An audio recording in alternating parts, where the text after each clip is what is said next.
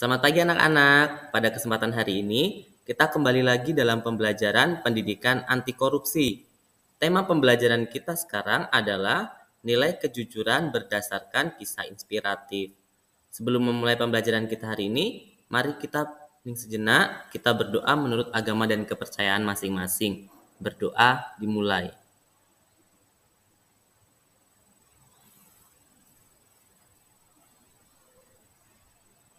Selesai. Nah, Bapak mau tanya, apa arti kejujuran menurut anak-anak?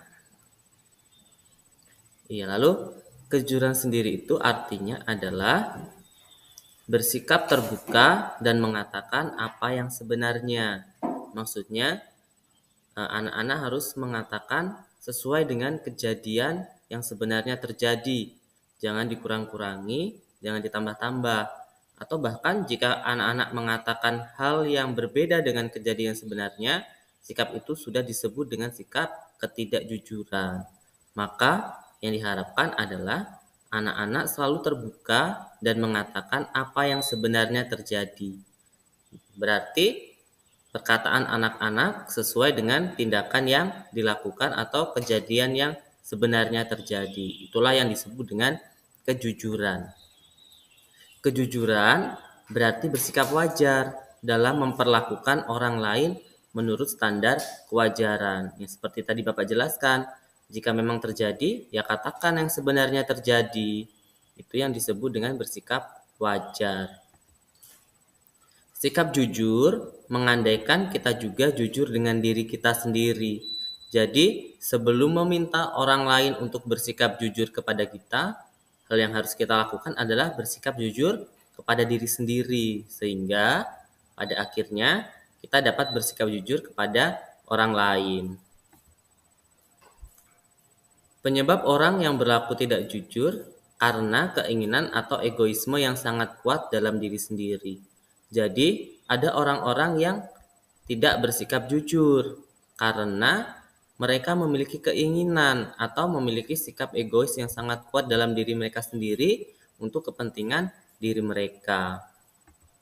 Nah, tema kita hari ini adalah belajar jujur dari kisah inspiratif. Nah, pada hari ini kita akan belajar dari seseorang yang bernama Billy Ray. Bapak akan membacakan kisahnya.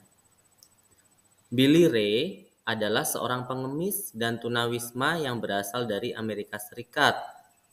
Pada suatu hari, seorang wanita memberikan uang koin kepadanya. Sarah namanya. Wanita itu ternyata secara tidak sengaja menjatuhkan sebuah cincin berlian yang berada di dalam dompetnya ke dalam gelas sumbangan Haris. Keesokan harinya, Sarah baru menyadari bahwa cincinnya hilang dan dia berusaha untuk mencarinya. Sarah kemudian teringat pada Haris dan berusaha menanyakan cincin itu padanya. Dengan jujur, Haris mengatakan bahwa cincin itu memang ada, dan Haris sengaja menunggu Sarah datang selama beberapa hari untuk mengembalikan cincin itu. Sarah dan suaminya merasa terkesan akan kejujuran Haris, lalu membuat sebuah situs internet yang menceritakan kejujuran Haris dan mengumpulkan dana untuk membantu kehidupan Haris. Setelah 90 hari, mereka berhasil mengumpulkan sekitar 1 miliar untuk diberikan kepada Haris. Salah seorang penyumbang berkata, apa yang dilakukan Haris adalah sesuatu yang luar biasa, dan hal itu menjadi bukti bahwa masih ada sisi manusia di dunia ini. Nah, anak-anak, tadi Bapak sudah membacakan kisah Haris. Sekarang silahkan anak-anak ambil bukunya, kemudian jawab pertanyaan berikut. Bagaimana kesanmu terhadap kejujuran yang dilakukan Haris? Silahkan dijawab di buku catatannya. Yang kedua, apa buah dari kejujuran yang dilakukan oleh Haris? Silahkan dijawab.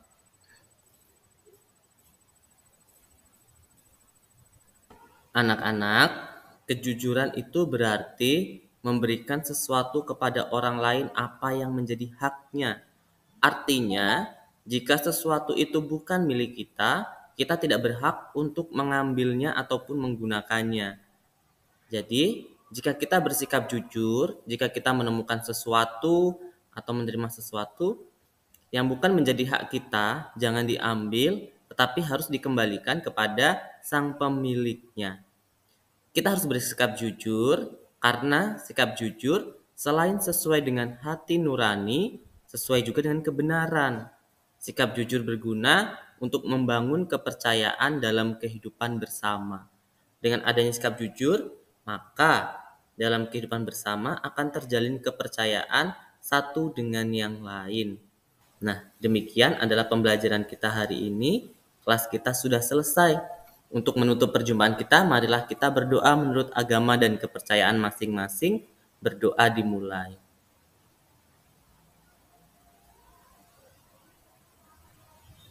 Berdoa selesai.